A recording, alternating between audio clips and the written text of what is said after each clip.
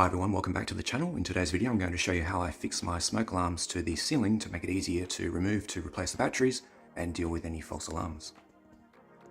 So this house came with two mains powered smoke alarms, one here in the hallway and one near the front door main bedroom.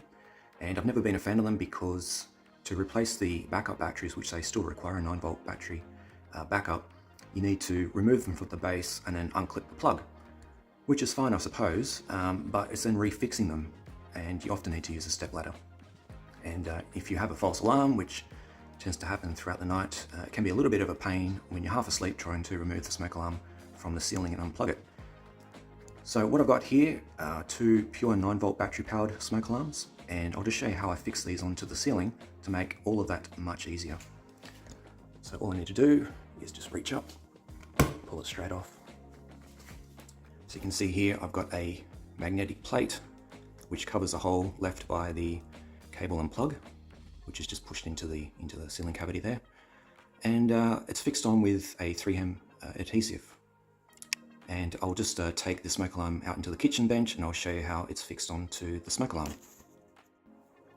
Okay, with the smoke alarm removed from the ceiling, I'll just show you the underside. There's the magnetic plate there attached with the adhesive, and then to replace the battery you simply twist off the base and then just lift up the door and there's the battery, easy as that. So you don't need to try and refix the smoke alarm to the base with it screwed into the ceiling. You just simply do it on the table and then just stick it straight back into the ceiling, easy as that. So another benefit is that if you get a false alarm, which for some reason with smoke alarms always happens throughout the night when people are sleeping, you can simply run out and just grab it straight off the ceiling. There's no mucking around. Straight off the ceiling, bracket off, battery out.